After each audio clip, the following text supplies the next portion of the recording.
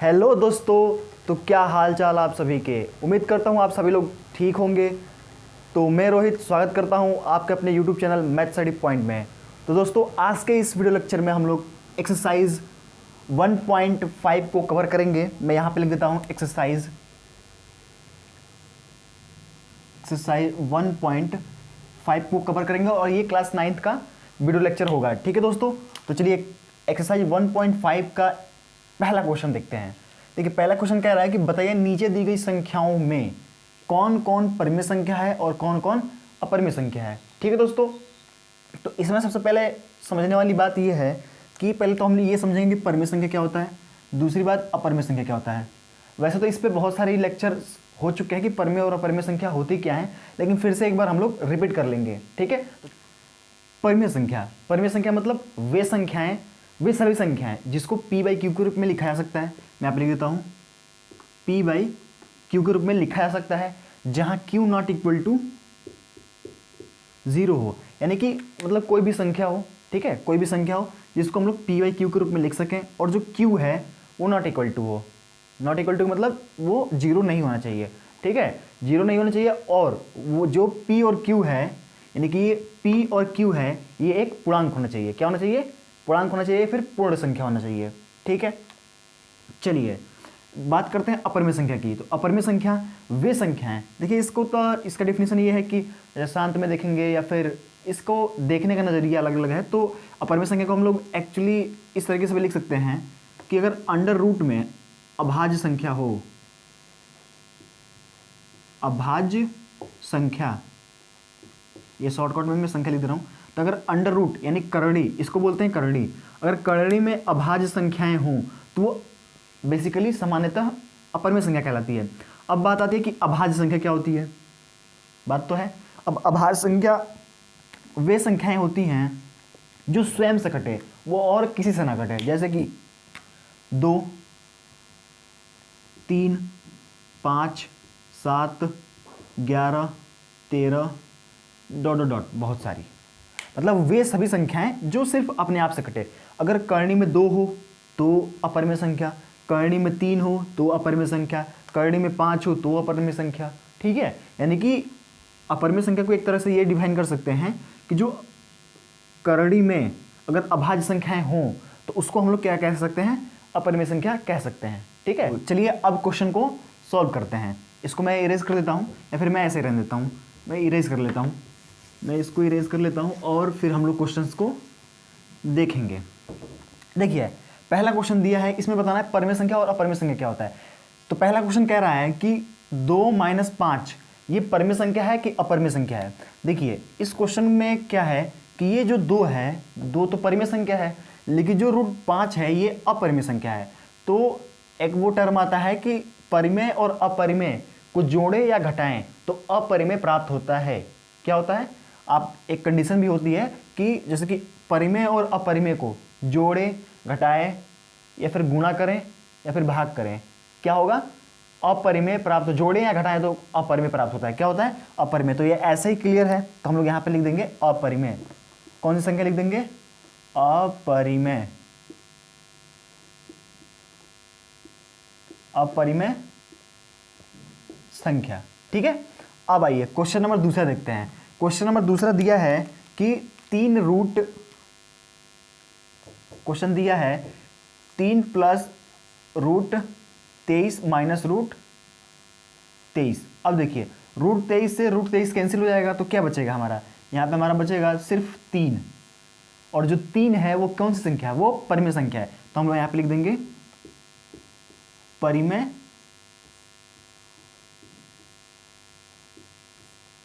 संख्या। तो दूसरा क्वेश्चन भी हमारा यहाँ पे हो गया। आप लोग को आई होप क्लियर होगा।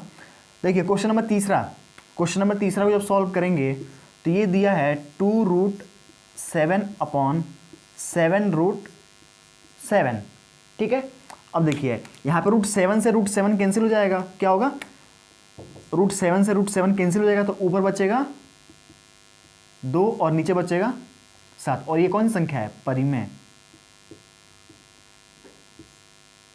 परिमेय संख्या।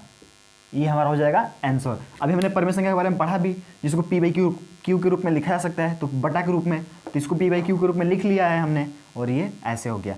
लेकिन जब इस वाली केस की बात करते हैं तो ये एक परिमेय है, एक अपरिमेय है। इन दोनों का जो गुणनफल मतलब योगफल होता है या फिर मतलब घटाते हैं तो क्या होता है, अपरिमेय संख्या होता है। दूसरा यहाँ पे चौथा क्वेश्चन दिया है, चौथा क्वेश्चन देखते हैं, दिया है 1/√2, 1/√2। अब देखिए 1 तो परिमेय संख्या है, लेकिन जो √2 है या फिर करनी में जो 2 है ये अपरिमेय संख्या है, अपरिमेय। जब इन दोनों का भाग करेंगे तो कौन सी संख्या प्राप्त होगी, अपरिमेय संख्या प्राप्त होगी। तो हम लोग यहाँ पे लिख देंगे अपरिमेय, अपरिमेय संख्या, अपरिमेय संख्या, ठीक है। चलिए अब यहाँ पे पांचवा नंबर, क्वेश्चन नंबर 5 दिया है 2 पाई, 2 पाई। अब देखिए यहाँ पे जो पाई है, जो पाई है, पाई एक अपरिमेय संख्या है, ठीक है। क्या है, अपरिमेय संख्या। और अपरिमेय संख्या क्यों है, क्योंकि जो पाई है या फिर यहाँ पे जो पाई आपको दिख रहा है पाई, इसके कई सारे मान होते हैं। एक तो इसको अगर हम भिन्न के रूप में लिखें तो इसका मान होता है 22/7। इसको अगर दशमलव के रूप में लिखें तो इसका मान होता है 3.7 1 और 3.14, ठीक है। और डॉट डॉट अभी आगे भी होता है, लेकिन इतना ही हम लोग लिखते हैं 2 अंक तक, ठीक है। तो अगर भिन्न के रूप में लिखें तो 2/7, अगर दशमलव के रूप में लिखें तो 3/14, लेकिन अगर इसको डिग्री के रूप में लिखें, मतलब कि कितना डिग्री, तो डिग्री के रूप में लिखें तो इसका मान होता है 180 डिग्री। कितना मान होता है, 180 डिग्री। तो इसीलिए जो पाई है वो अपरिमेय संख्या, क्यों, क्योंकि कभी 180 की बात करेगा, कभी इसकी बात करेगा, कभी इसकी बात करेगा, तो इसको हम लोग अपरिमेय संख्या के श्रेणी में रखते हैं। तो जो ये हमारा पाई है ये क्या है, एक अपरिमेय संख्या है। तो अपरिमेय संख्या के साथ, अपरिमेय संख्या के साथ परिमेय जो 2 है परिमेय संख्या है, इसका देखिए मल्टीप्लाई हुआ है, गुणा हुआ है। तो अपरिमेय का परिमेय के साथ गुणा करेंगे तो हमारा क्या मिलता है, अपरिमेय मिलता है। कौन सी संख्या मिलती है, अपरिमेय। तो इस सीधा सीधा यहाँ पे लिख देंगे अपरिमेय,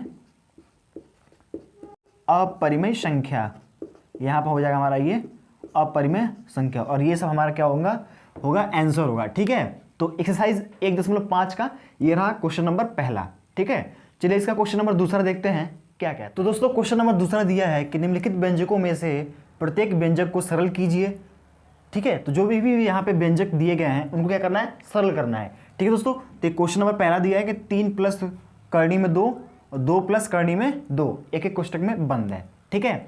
तो इस क्वेश्चन को सॉल्व करने से पहले कुछ इसमें फार्मूले प्रयोग होंगे जिनको हम पहले लिख लेते हैं। और ये फार्मूले जो भी मैं लिख रहा हूँ इसको हमने क्लास 8 में, 7th में, 6 में और बचपन से पढ़ते आ रहे हैं, ठीक है। तो कोई हार्ड एंड फास्ट रूल नहीं है, बस नॉर्मली फार्मूला है जो कि हम बहुत दिन से पढ़ते आ रहे हैं। तो मैं यहाँ पे फार्मूला लिख देता हूँ। पहला फार्मूला है a प्लस बी का होल स्क्वायर। क्या होता है, a square plus B square plus 2ab, क्या होता है 2ab। दूसरा फार्मूला a प्लस बी, एक कोष्ट में a माइनस बी, तो क्या होता है a square minus B square, ठीक है। क्या होता है a square minus B square. तो चलिए इसे दो फार्मूला का प्रयोग करके इस क्वेश्चन को सॉल्व करते हैं। देखिए पहला क्वेश्चन यहाँ पे दिया है 3 प्लस करनी में 2, एक कोष्टक में 2 प्लस करनी में 2, ठीक है। जब इसको सॉल्व करेंगे तो क्या करेंगे, यहाँ पे देखिए कुछ नहीं है तो यहाँ पे गुणा है, क्या है यहाँ पे गुणा है, तो यानी कि 3 का गुणा पहले 2 में, फिर 3 का गुणा पहले करनी 2 में, फिर उसके बाद से करनी में 2 का गुणा 2 से, फिर करनी में 2 का गुणा करनी में 2 से। तो चलिए गुणा करते हैं। 3 का गुणा 2 में करेंगे तो ये हो जाएगा 6, 3 का गुणा करनी में 2 से गुणा करेंगे तो ये हो जाएगा, देखिए यहाँ पे कुछ नहीं है तो यहाँ पे 1 है, क्या है 1 है। तो बाहर की बाहर वाली संख्याओं का और अंदर की अंदर वाली संख्याओं का, तो 3 का गुणा 1 में करेंगे तो 3, और करनी में 2 है तो 2, प्लस और प्लस है तो प्लस, यहाँ पे 2 है यहाँ पे भी 1 है, तो 2 का गुणा 1 में करेंगे तो 2, और करनी में 2 है तो करनी में 2, और देखिए प्लस और प्लस है तो प्लस, और 1 का 1 गुणा करते 1, और करनी में 2 और करनी में 2 का गुणा करेंगे तो सिर्फ हो जाएगा 2, ठीक है। अब आप पूछेंगे करनी में 2 और करनी में 2 का गुणा करेंगे, करनी में 2 और करनी में 2 का गुणा करेंगे तो क्या आएगा, 2 आएगा। ठीक है, देखिए इसको अगर सॉल्व करते हैं तो क्या हो जाएगा, करनी में अंदर का अंदर गुणा तो 2 का 2 में गुणा करेंगे तो 4, और 4 का वर्गमूल 2। बात समझ में आ रही है। चलिए तो यानी फिर एक और एग्जाम्पल ले लेते हैं, करनी में 3 5 ले लेते हैं, करनी में 5 गुणा करनी में 5, तो इसका आंसर डायरेक्टली 5 आ जाएगा। आएगा कैसे कि जो करनी में संख्याएं हैं अगर उसी संख्या का उसी संख्या से गुणा होता है तो सिर्फ करनी हटाकर हम लोग लिख लेते हैं। अगर इसको भी सॉल्व करेंगे तो क्या हो जाएगा, करनी में हो जाएगा 25 और 25 का वर्गमूल 5। यानी कहने का मतलब ये है कि किसी संख्या का उसी संख्या से, करनी में अगर संख्याएं हैं 2 संख्याएं, उसका उसी से गुणा हो रहा है तो सिर्फ हम लोग करनी हटा करके वही संख्या लिख लेते हैं। ठीक है, चलिए इसको मैं इरेज कर देता हूँ। अब अपने क्वेश्चंस पे आते हैं। तो यहाँ पे हम लोग लिख लेंगे 6 और 2 कितना हो गया, 8 प्लस 3 और 2 5, और करनी में 2 है तो 2।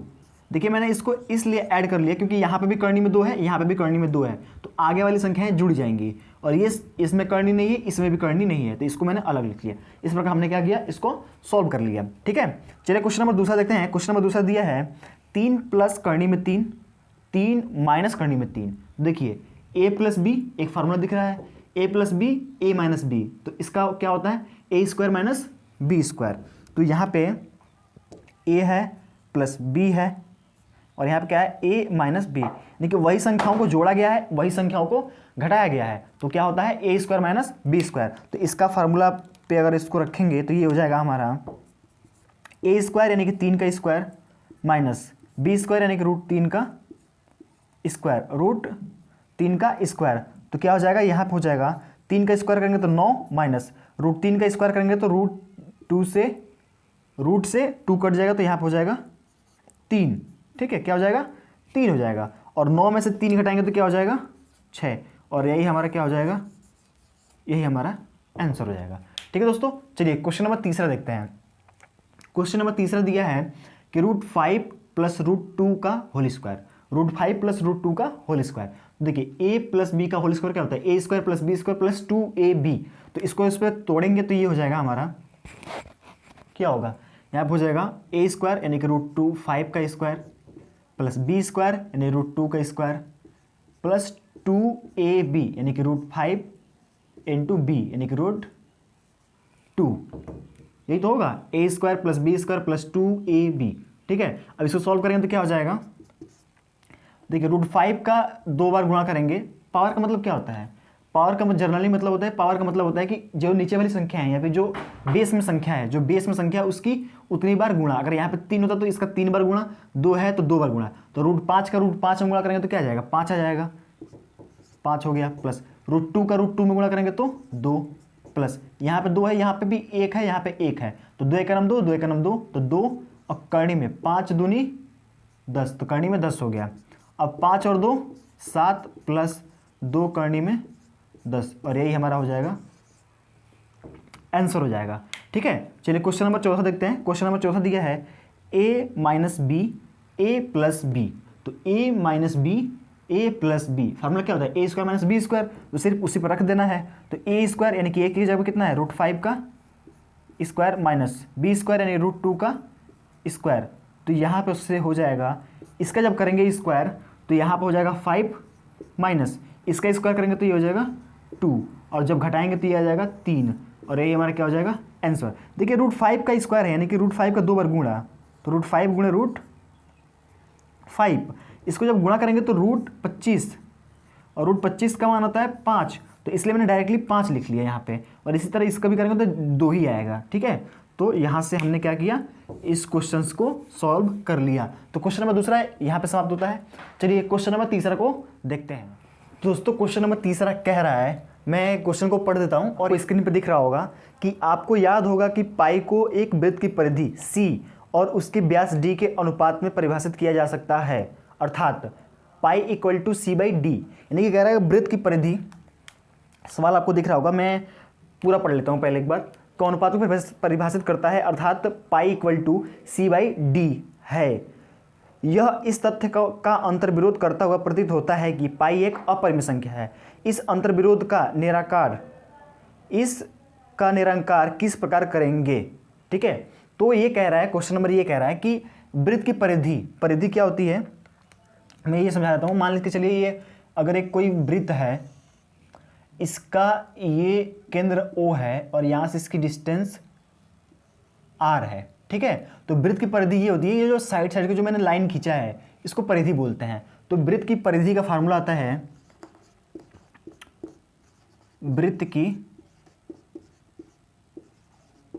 वृत्त की परिधि होती है 2 पाई R। क्या होता है? 2 पाई R होता है। ये हमारा होता है वृत्त की परिधि होती है 2 पाई R। तो R जो R है इसको हम लोग बोलते हैं रेडियस, और रेडियस को अगर हम व्यास में कन्वर्ट करें तो यानी कि जो D होता है वो D होता है 2R के बराबर, यानी कि जो इसका व्यास होता है ये भी R होता है। तो इसको और इसको जोड़ करके D बनता है। तो जो D होता है वो हमारा 2R होता है। तो इसको हम लोग थोड़ा और सिंप्लीफाई करें तो ये हो जाएगा पाई D। क्यों? क्योंकि जो D है यानी कि व्यास, जो वृत्त का व्यास है वो क्या होता है 2R, यानी कि 2 गुना होता है त्रिज्या का। तो 2 यहाँ से 2 और ये R, 2R का मतलब हो गया D और यहाँ से पाई का मतलब हो गया पाई। ये वृत्त की परिधि को, इस सवाल में वृत्त की परिधि को कह रहा है C। क्या कह रहा है? C। अब अगर यहाँ से पाई का मान निकालें हम लोग तो D इधर गुणा कर रहा है, इधर जाएगा तो भाग, तो ये हो जाएगा हमारा C क्या है? वृत्त की परिधि। तो D से जब डिवाइड करेंगे तो ये हो जाएगा C upon D equal to हो जाएगा पाई। यही तो होगा पाई का। अब यहाँ पे मान क्या आ रहा है? अब यहाँ पे पाई का मान ये आ रहा है कि जो C है और जो D है इन दोनों का अनुपात है क्या? पाई। यानी कि वृत्त की परिधि को अगर हम व्यास से भाग दे दें तो हमारा पाई प्राप्त होता है। अब ये कह रहा है कि पाई एक अपरिमेय संख्या है, लेकिन जो ये हमको भिन्न प्राप्त हुआ है ये तो परिमेय संख्या है ना। जैसे कि परिमेय संख्या की परिभाषा क्या है? परिमेय संख्या वे संख्याएं होती हैं जिसको P/Q के रूप में लिखा जा सकता है। तो P और ये Q P/Q के रूप में लिख लिया हमने, बटा के रूप में। तो जो ये पाई है जब इसके बराबर है तो ये जो संख्याएं होंगी, मतलब अगर ये परिमेय संख्या तो ये भी परिमेय संख्या होना चाहिए, ये अपरिमेय है तो ये भी अपरिमेय संख्या होनी चाहिए, ठीक है। इसका कहने का मतलब ये है। तो इसका अंतर्विरोध प्राप्त होता है कि पाई एक अपरिमेय संख्या है, लेकिन यहाँ पर तो परिमेय संख्या दिख रहा है। तो इसमें कोई भी अंतर्विरोध प्राप्त कर मतलब इसमें कोई भी कंफ्यूजन करने की जरूरत नहीं है। जो पाई है वो अपरिमेय संख्या ही है। क्यों? आप ही बताइए कि कोई व्यक्ति है वो बार बार अपना रूप बदल रहा है, तो आप किस वाले रूप को उसको मतलब उपाधि देंगे कि एक ऐसा है या फिर ऐसा है? कभी वो कुछ और दिखता है, कभी कुछ और दिखता है। जैसे पाई है, अब देखिए यहाँ पे भिन्न पे दिख रहा है, जैसे 22/7 होता है, मैंने बताया आपको 22/7 होता है। कभी इसका मान अगर दशमलव में लेके जाएं तो 3.14 होता है। इसको अगर हम डिग्री में लेके जाएं तो 180 होता है। तो क्या मान है इसको? तो इसलिए इसको अपरिमेय संख्या के रूप में दिया गया है। तो जो पाई है वो हमेशा क्या रहेगी? अपरिमेय संख्या रहेगी। ये जो पाई है वो हमेशा क्या रहेगा? अपरिमेय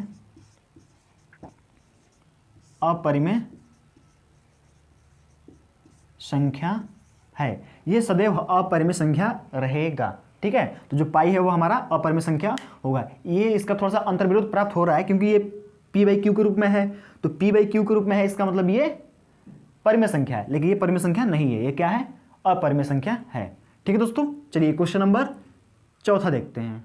क्वेश्चन नंबर 4 कह रहा है कि कर्णी में 9.3 को संख्या रेखा पर दर्शाइए। संख्या रेखा क्या होता है? क्या करना है? जो कर्णी में 9.3 होता है उसको क्या करना है? संख्या रेखा पर दर्शाना है। तो संख्या रेखा क्या होता है? एक यहाँ पे रेखा होती है संख्याओं की, ठीक है। इधर होता है प्लस में संख्याएं होती हैं, इधर होता है माइनस में संख्या। यहाँ ये होता है मूल्य बिंदु, जिसको O कहते हैं, ठीक है। ये मूल्य बिंदु है और इधर माइनस में और इधर प्लस में। तो इधर मान लीजिए होता है 1 2 3 4, क्या हो गया? और यहाँ पर हो गया -1 -2 -3 और -4। तो इधर जो संख्याएं होती है वो माइनस में होती है और उधर की जो संख्याएं होती हैं वो प्लस में होती हैं, ठीक है। तो कर्णी में 9.3 को दर्शाना है। तो देखिए अगर मैं कहता कि संख्या रेखा पर 4 को दर्शाइए तो आप जाते संख्या रेखा पे 4 है, थोड़ा सा इसको गाढ़ा कर देते और ये 4 को भी थोड़ा सा हाईलाइट कर देते और यही जो हमारा होता ये हो गया 4। बस संख्या रेखा हो जाते, 4 को दर्शा देते। लेकिन यहाँ पे जो संख्या है वो कर्णी में है। अब कर्णी की संख्या कहाँ दर्शाएंगे?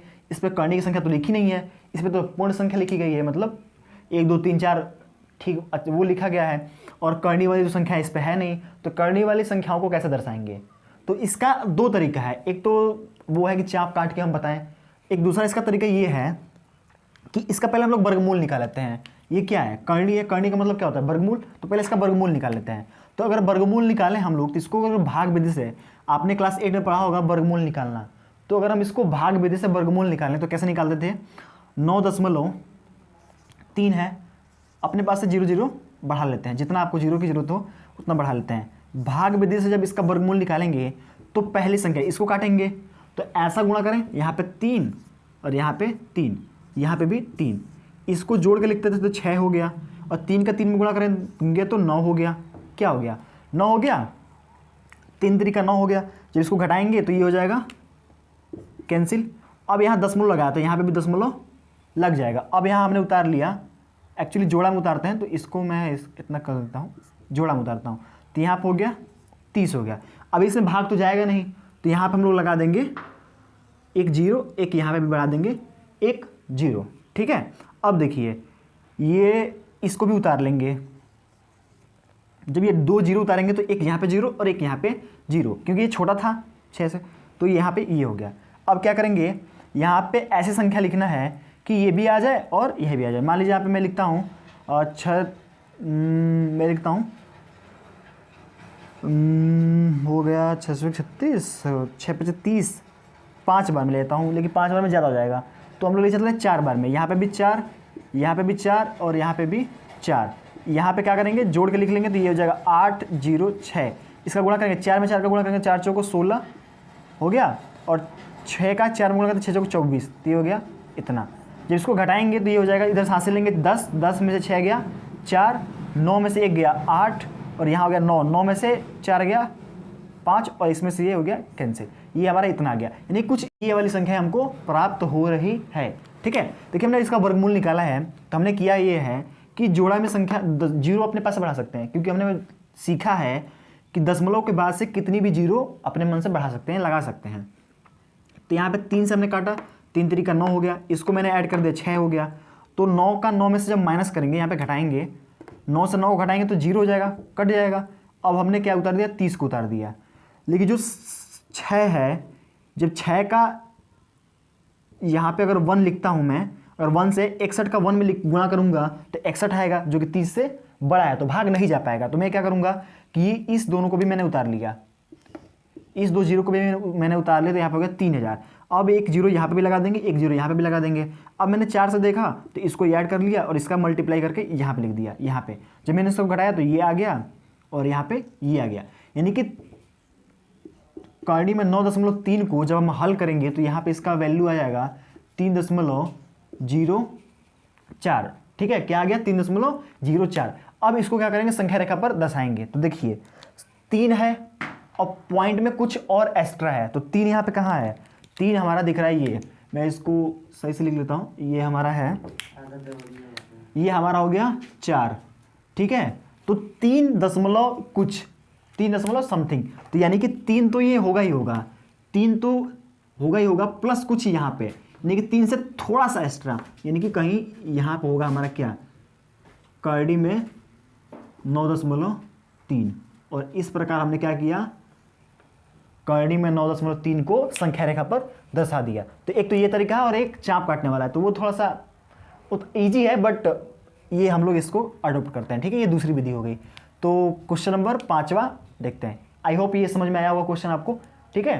तो चलिए क्वेश्चन नंबर 5वां देखते हैं। क्वेश्चन नंबर 5वां दिया है कि निम्नलिखित के हर का परिमीकरण कीजिए। मतलब जो भी संख्याएं दी गई हैं उसको क्या करना है, हर परिमीकरण करना है। हर परिमीकरण का मतलब ये होता है कि जो हर है, यानी कि अगर ये भिन्न है तो ऊपर का अंश है, ये ऊपर वाली संख्या होगा तो अंश हो गई और नीचे वाली संख्या हर हो गई, यानी कि नीचे से करनी को हटाना है। क्या करना है, नीचे से करनी को हटाना है। तो यह क्या करेंगे, पहली संख्या दी है 1/√7, तो नीचे से करनी को हटाना है। तो हम क्या करेंगे, जो नीचे वाली संख्याएं दी गई है उसको ऊपर और नीचे दोनों में मल्टीप्लाई कर लेंगे। तो ननीचे करनी में 7 दिया है तो करनी में 7 से ऊपर गुणा कर लेंगे और करनी में 7 से नीचे गुणा कर लेंगे, और यहाँ पे हमारा हर परिमीकरण हो गया। हर परिमीकरण में ये करना है कि जो नीचे दी गई संख्या है उसी संख्या से क्या करना है, ऊपर और नीचे दोनों में गुणा कर लेना है। तो एक वो क्या हो जाएगा, हमारा हर परिमीकरण हो जाएगा।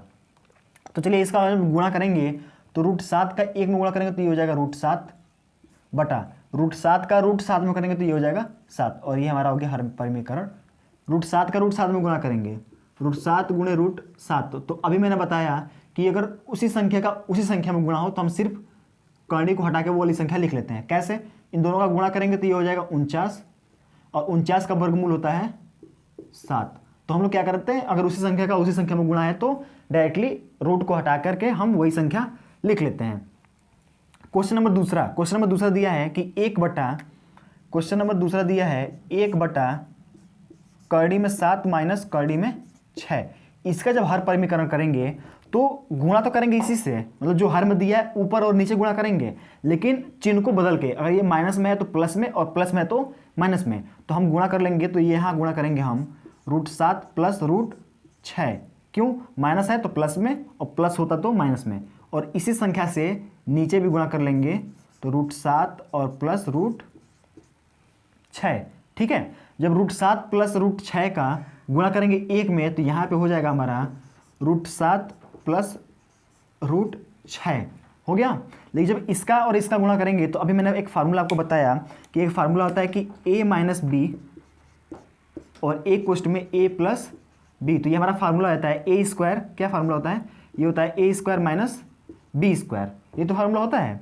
जब इसको करेंगे तो ये a हो गया a माइनस बी, और ये हो गया a प्लस बी। जब इसका वो करेंगे फार्मूले पर रखेंगे तो ये हो जाएगा a स्क्वायर, यानी कि रूट 7 का स्क्वायर। तो रूट 7 का स्क्वायर माइनस बी का स्क्वायर, यानी कि रूट 6 का स्क्वायर, यानी कि रूट 6 का स्क्वायर। अब देखिए, जब अब इसको थोड़ा सा और सॉल्व करेंगे तो ये हो जाएगा, ऊपर तो होगा रूट 7 प्लस रूट 6, और नीचे हो जाएगा, देखिए इस वाले 2 से ये वाला रूट कैंसिल हो जाएगा तो 7 बचेगा सिर्फ, माइनस इस वाले रूट से ये वाला 2 कैंसिल हो जाएगा तो सिर्फ बचेगा 6। तो जब हम इसको सॉल्व करेंगे तो ऊपर बचेगा रूट 7 प्लस रूट 6, और बटा नीचे 7 में से 6 गया 1, तो 1 को लिखते नहीं है, तो यही पर हमारा क्या हो जाएगा? आंसर हो जाएगा। तो ये हमारा हो जाएगा आंसर। क्या हो जाएगा? यही हमारा क्या हो जाएगा? आंसर हो जाएगा। और ये हमारा हर परिमीकरण हो गया। तो इस प्रकार क्वेश्चन नंबर दूसरा हो गया। चलिए क्वेश्चन नंबर तीसरा देखते हैं। मैं इसको यहाँ पे इरेज कर देता हूँ। क्वेश्चन नंबर तीसरा दिया है 1 बटा, क्वेश्चन नंबर तीसरा मैं इसको यहाँ पे लिख लेता हूँ, दिया है 1 बटा कर्णी में रूट 5 अब प्लस कर्णी में रूट 2। जब इसका हर परिमीकरण करेंगे तो वही रूट 5 और माइनस रूट 2 से गुणा कर देंगे और इसी से भाग देंगे, यानी कि रूट 5 माइनस रूट 2 का। देखिए यहाँ पे प्लस था तो माइनस से गुणा कर दिया, तो जब इसका गुणा करेंगे तो ऊपर का ऊपर गुणा, 1 में इससे गुणा करेंगे तो ये हो जाएगा हमारा रूट 5 माइनस रूट 2। और देखिए a प्लस बी, वही वाला फार्मूला a प्लस बी, और यहाँ पे a माइनस बी, यानी कि एक कोष्ट में जोड़ा गया है और एक कोष्ट में घटाया गया, तो ये हो जाएगा a square minus B square. तो एक जगह पर दिया है रूट 5 का स्क्वायर माइनस बी की जगह पर दिया है रूट 2, तो रूट 2 का स्क्वायर। थोड़ा सा और इसको सॉल्व करेंगे तो ये हो जाएगा रूट 5 माइनस रूट 2, और नीचे हो जाएगा इसका जब करेंगे तो ये हो जाएगा 5 और माइनस रूट 2 का स्क्वायर करेंगे तो ये हो जाएगा 2। तो ऊपर हो गया रूट 5 माइनस रूट 2 बटा, इसको जब करेंगे 5 में से 2 गया तो ये हो गया 3, और यही हमारा क्या हो जाएगा? आंसर। देखिए अभी हमने समझा कि हर परिमीकरण करना है। क्या करना है? हरों का परिमीकरण करना है, यानी कि हर से रूट को हटाना है। जो नीचे रूट था अब हट गया, अब यहाँ पे सिर्फ क्या हो गया? 3 हो गया। तो ये हमारा हर परिमीकरण हो गया। चलिए क्वेश्चन नंबर चौथा देखते हैं। क्वेश्चन नंबर चौथा मैं इसको इरेज करने जा रहा हूँ, मैं इसको इरेज कर दे रहा हूँ। क्वेश्चन नंबर चौथा को मैं यहाँ पे लिख लेता हूँ, तो ये हो जाएगा 1 बटा रूट 7 माइनस 2। इसका हर परिमीकरण करना है, तो सिर्फ वही काम, इसके उल्टा चिन्ह, यानी कि प्लस में तो माइनस में और माइनस में तो प्लस से गुणा कर देंगे। तो ऊपर गुणा हो जाएगा रूट 7 प्लस 2, और नीचे गुणा हो जाएगा रूट 7 प्लस 2 से ऊपर और नीचे भी क्या करेंगे? गुणा कर लेंगे। तो जब ऊपर गुणा करेंगे तो रूट 7 का 1 में गुणा करेंगे तो रूट 7, अब प्लस 2 का गुणा करेंगे तो प्लस 2। इसका अब इसके साथ गुणा करेंगे तो सिर्फ फिर वही formula a square plus minus B square, यानी कि a प्लस बी और a माइनस बी। तो क्या हो जाएगा? a स्क्वायर यानी कि रूट 7 का स्क्वायर माइनस बी स्क्वायर यानी कि 2 का स्क्वायर। जब इसको और थोड़ा सा सॉल्व करेंगे तो ये हो जाएगा रूट 7 प्लस 2, और नीचे रूट 7 का 2 में जब स्क्वायर करेंगे तो ये हो जाएगा 7 माइनस 2 का स्क्वायर करेंगे तो ये हो जाएगा 4, क्योंकि यहाँ तो रूट है, यहाँ तो रूट है नहीं, तो ये क्या हो जाएगा, इसका स्क्वायर हो जाएगा, तो यानी कि 2 का गुणा 2 में, तो 2 दूनी 4। तो अब यहाँ पे हो जाएगा हमारा √7 + 2 बटा इसका 7 में से 4 गया तो क्या हो जाएगा 3, और यही हमारा क्या हो जाएगा, यही हमारा हो जाएगा आंसर। ठीक है दोस्तों, तो ये क्वेश्चन आपको समझ में आया होगा। तो क्वेश्चन नंबर 5 को क्या करना था, हर परिमेयकरण करना था। तो एक्सरसाइज हमारा 1.5 यहीं समाप्त होता है। तो हमारा वीडियो कैसा लगा कमेंट करके जरूर बताएं, और हमारे चैनल पर नए हो तो चैनल को सब्सक्राइब जरूर करें। जय हिंद दोस्तों।